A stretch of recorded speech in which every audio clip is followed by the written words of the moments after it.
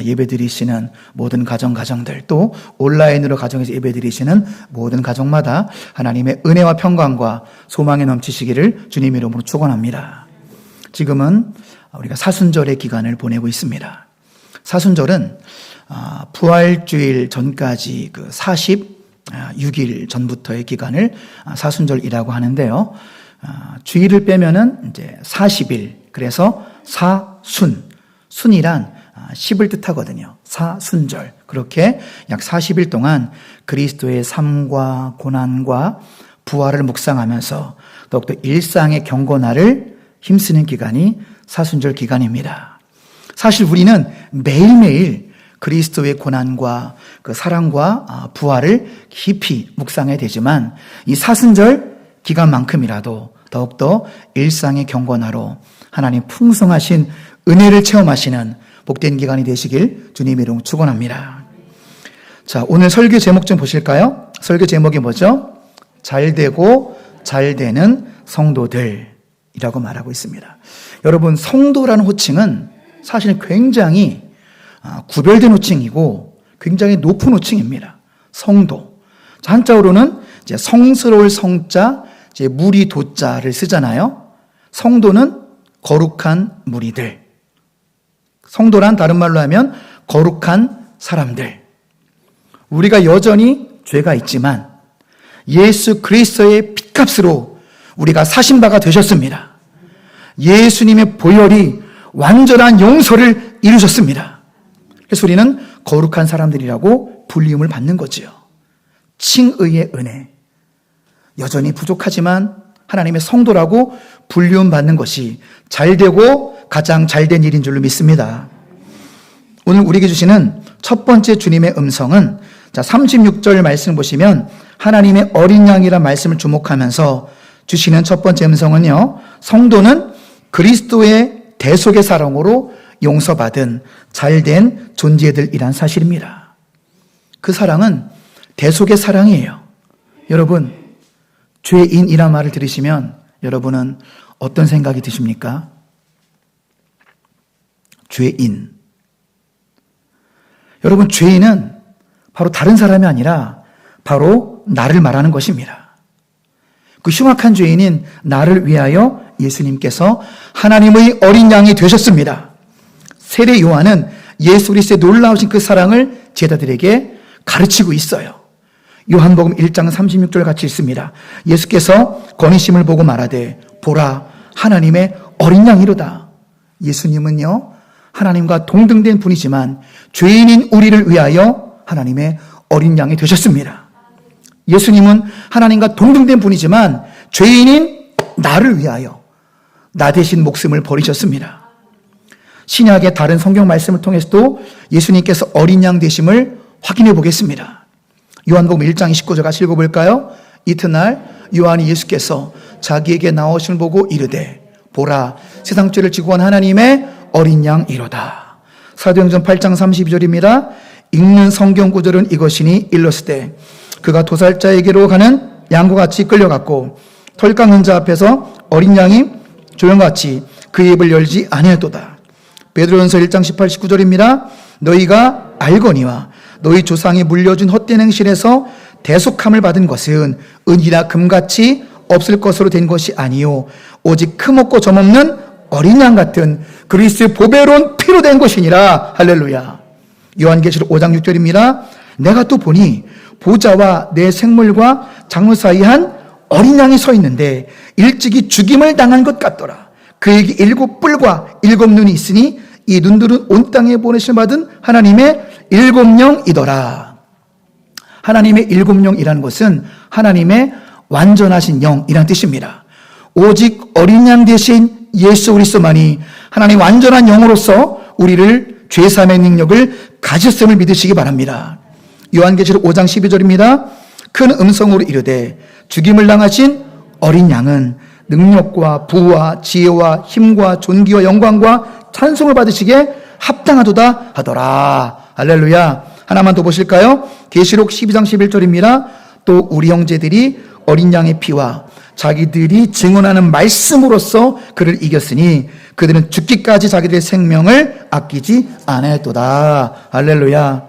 사랑하는 성도 여러분, 예수님은 나 대신 죽으시기 위해서 하나님의 어린 양이 되셨습니다.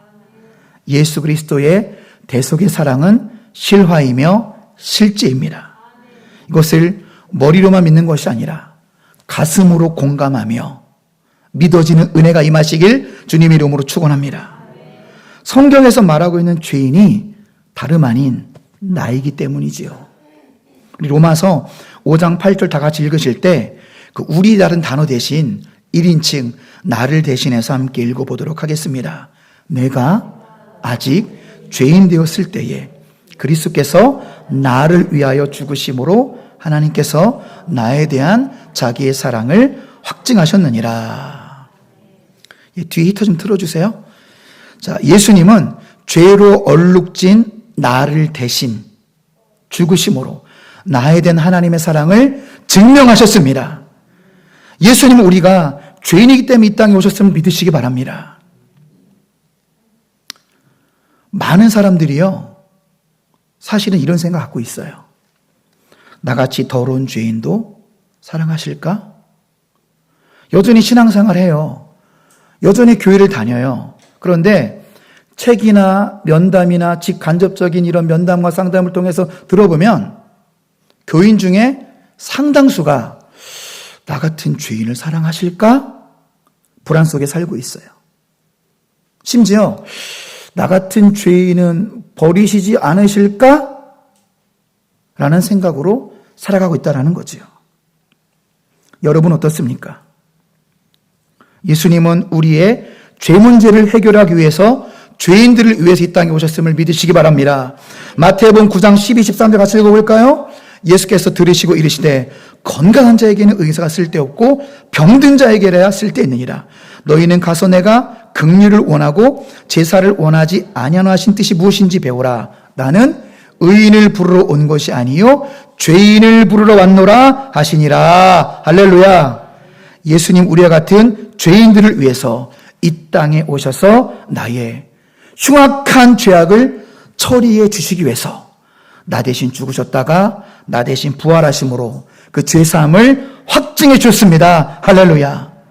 그 죄사함의 은혜가 머리에서부터 가슴까지 내려오는 그 은혜가 임하는 이 예배가 되시길 주님의 이름으로 축원합니다. 이런 은혜를 체험하고 이 은혜가 믿어질 때 무엇인가에 옥죄어 있는 인생이 아니라 주님 안에서 자유한 인생이 되시길 축원합니다.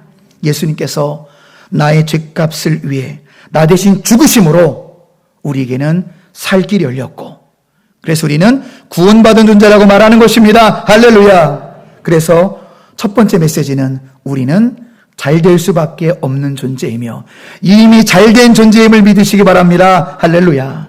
이거 진정한 성공이라는 거예요. 두 번째 주님의 음성은 성도는 예수님을 만남으로 운명이 바뀐 잘된 존재들이란 사실입니다. 39절 말씀인데요. 예수님을 만남으로 운명이 바뀐 사람이 있어요. 오늘 본문에 등장하는데요.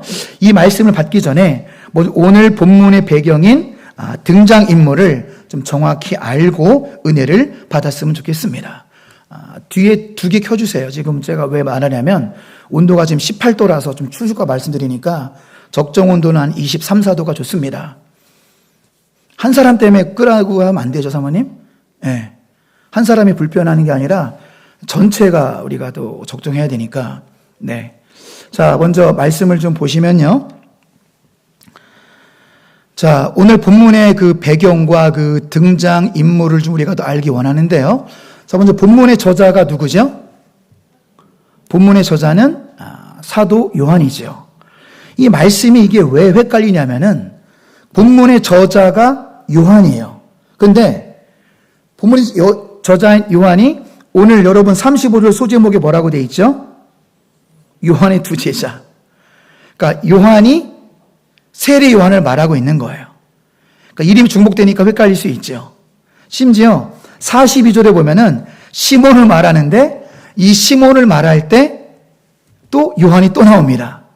근데 이게 42절의 요한은 사실은 아람어로는 요나의 아들 시모나, 아람어로는 요나거든요. 그리고 요한이라는 이름도 굉장히 당대에 흔한 이름이라 우리가 좀 자세히 알 필요가 있는데요.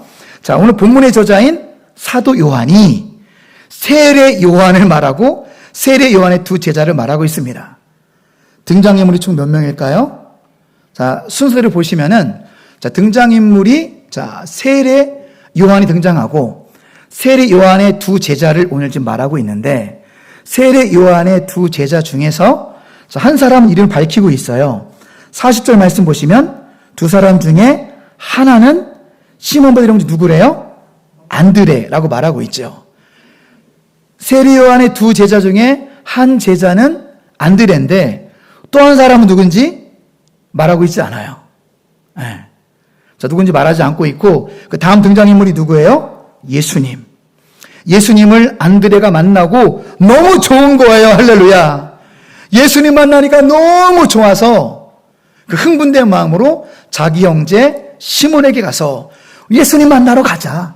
예수님 보러 가자. 그래서 이제 나중에 시몬도 안드레와 함께 예수님을 만나게 됩니다. 그러면 제가 물음표를 표시한 저 그 3번 세례 요한의 또 다른 제자는 누구일까요? 아, 똑똑하십니다. 이분은 다 맞추시네요. 사도 요한이에요. 사도 요한. 사도 요한은 워낙 겸손하기 때문에 요한복음은 자기 이름을 얘기하지 않습니다. 반대로 이렇게 돌려가지고 예수님이 사랑하시는 제자라고 이렇게 말하고요. 우리도 그렇잖아요. 제가 저 얘기할 때 형선이는 이렇게 말하지 않잖아요. 강호동은 잘 하더라고요, 자기 이름을. 그런데 우리 사도 요한은 겸손해서 자기 이름을 직접 얘기하지 않습니다. 그래서 사도 요한이 말한 요한은 세례 요한을 말하고 있는 거고. 자, 여기서 중요한 단서가 있는데요. 그러면 사도 요한인지 어떻게 아나요? 라고 질문할 수 있죠. 자, 39절 보시면 39절에서 시간이 나와요. 10시쯤 되었더라. 39절에 10시 되었더라. 이것이 자, 로마식 시간의 표현으로서 실제 오전 10시를 말합니다.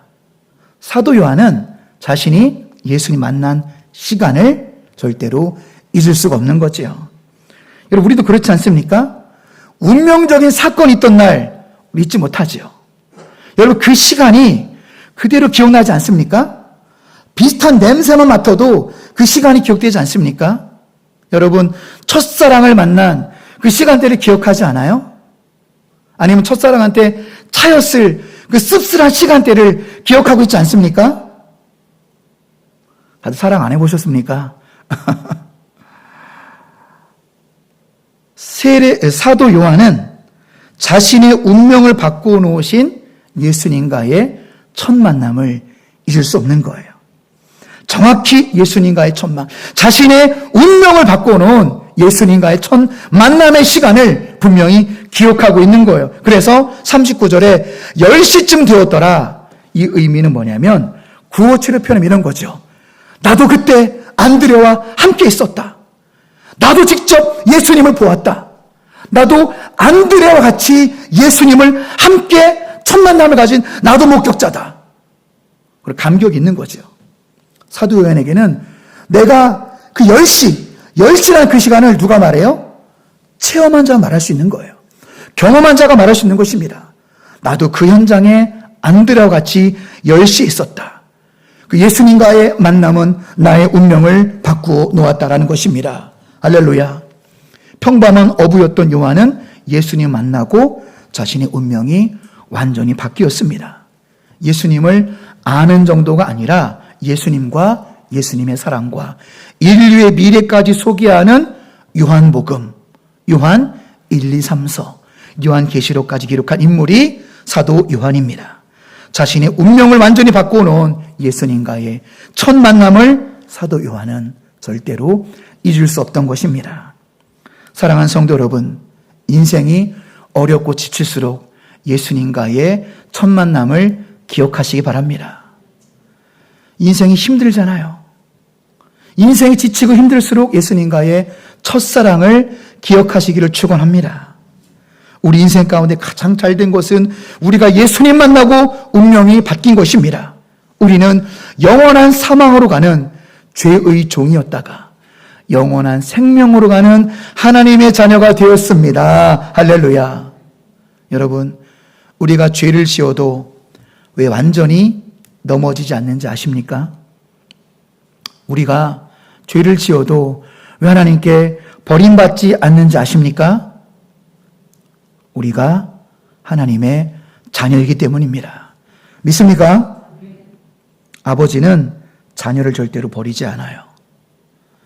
저도 세 자녀의 아버지인데 자녀 중에 한 명이 큰 죄를 지어 낙심하고 엎드려 있을 때 아비인 저는 어떻게 행동할까요?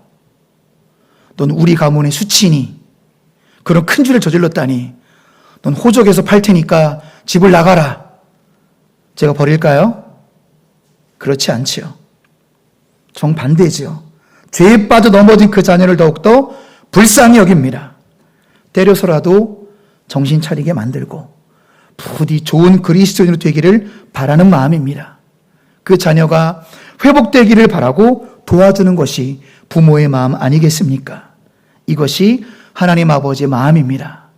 우리가 자이든 타이든 죄에 넘어져 낙심이 있을 때 우리를 버리지 않으시고 회복시키시는 것이 하나님 아버지의 마음입니다. 할렐루야.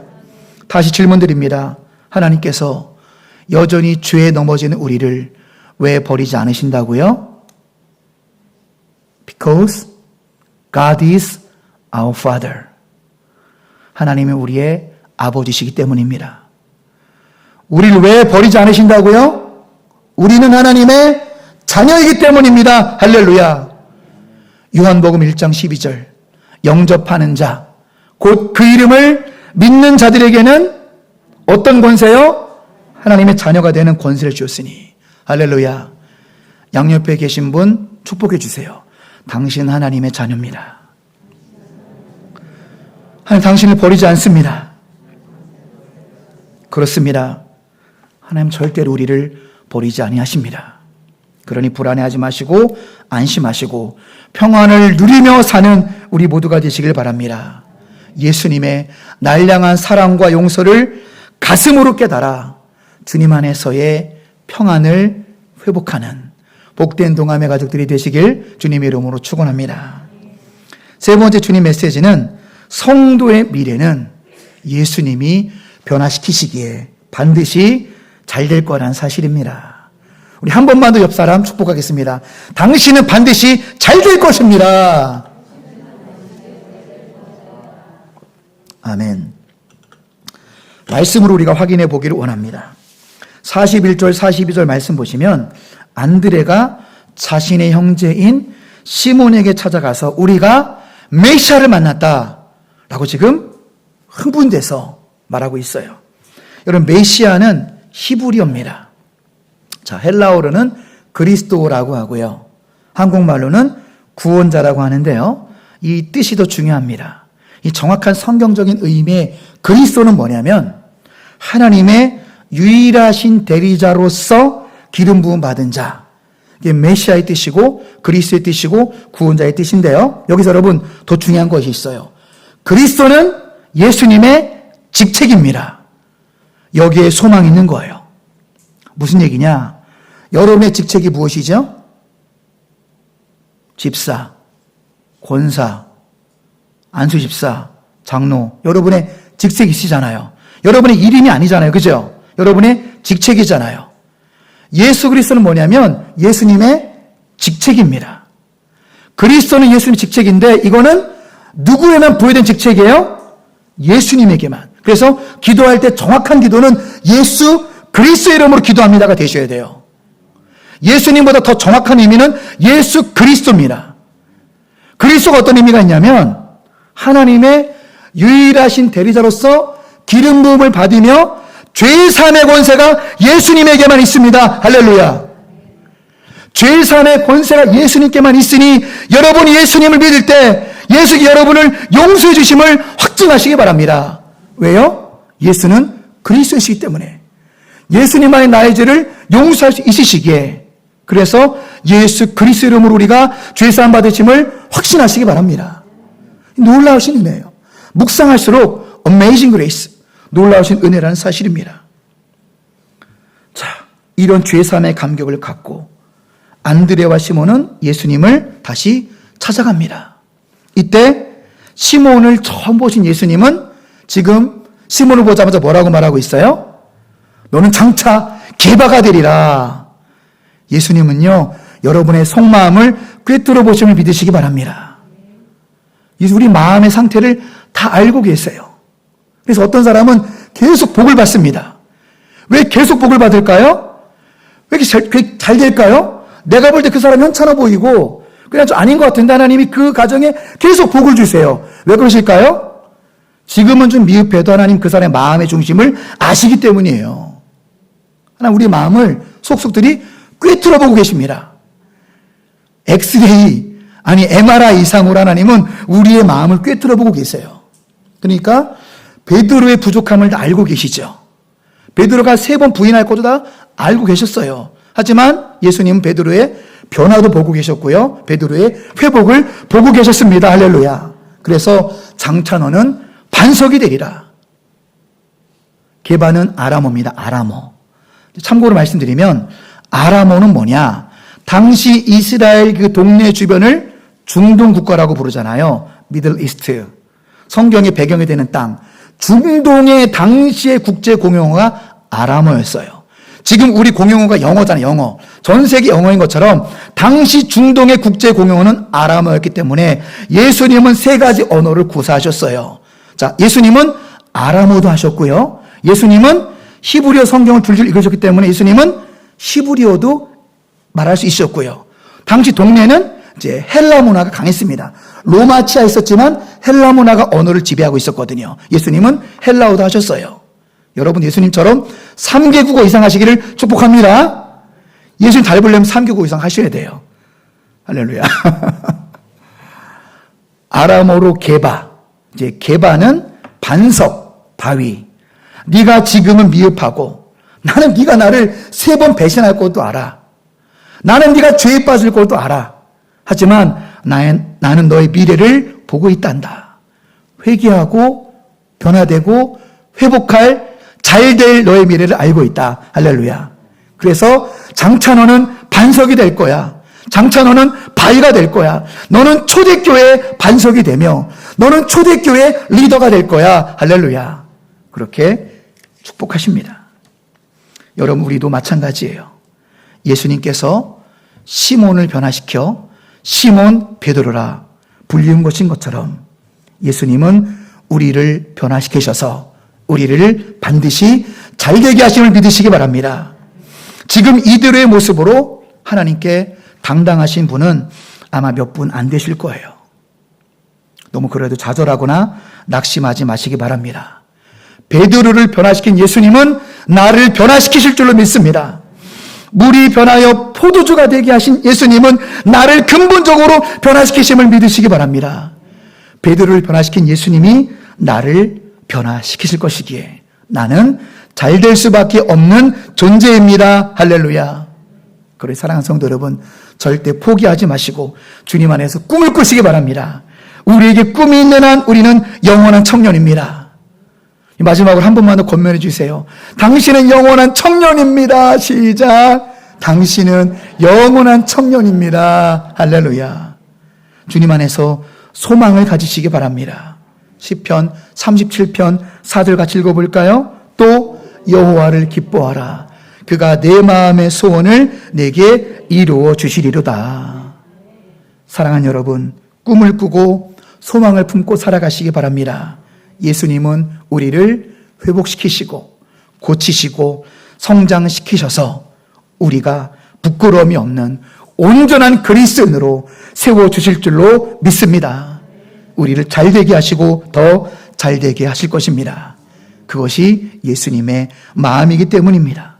예수님은 지금 때로는 죄에 넘어지는 우리 지금 모습으로 우리를 판단하시거나 정죄하시지 않습니다. 변화될 나의 모습을 바라보고 계십니다. 변화될 나의 모습을 기대하고 계십니다. 그래서 나는 소망이 있는 존재이며 그래서 나는 잘될 존재임을 믿으시기 바랍니다. 말씀을 정리하고 마치겠습니다. 때로는 낙심하며 좌절하는 우리는 어떻게 인생을 살아가야 될까요? 같이 읽으시면서 하나님의 말씀을 우리 심령 가운데 새기길 원합니다. 첫째, 하나님의 자녀로서 죄사함에 확신을 갖고 평안의 삶을 누리며 살아가시기 바랍니다. 아멘이시죠? 둘째, 하나님의 자녀됨이 인생 최고의 성공임을 자부하며 살아가시기 바랍니다. 아멘이시죠? 세 번째, 나의 미래를 누가 주관하세요? 하나님이 주관하시기에 잘 될 것을 확신하며 소망 속에 살아가시는 복된 동함의 모든 가족들이 되시길 주님의 이름으로 축원합니다. 오늘 말씀을 준비하면서 함께 영감을 주신 찬양이 세상의 유혹시험이라는 찬양입니다. 이 찬양에 반복되는 후렴구는 이렇습니다. 전쟁은 나에게 속한 것이 아니니 전쟁은 하나님께 속한 것이니. 그렇습니다. 사랑하는 성도 여러분, 아직 우리 인생의 경주가 끝나지 않았어요. 내 인생을 돌아볼 때 내가 비록 내 인생의 전반전에는 실패했을지라도 우리에게는 인생의 후반전이 남았습니다. 하나님은요, 하나님을 바라보는 우리들을 최후 승리로 이끌 것입니다. 완전한 회복으로 우리를 이끄실 거예요. 전쟁은 하나님께 속한 것이기에 승리는 우리의 것입니다. 반드시 우리는 승리할 것입니다. 이런 마음으로 우리 함께 찬양 드리신 후에 합심하여 결단의 기도를 드리도록 하겠습니다.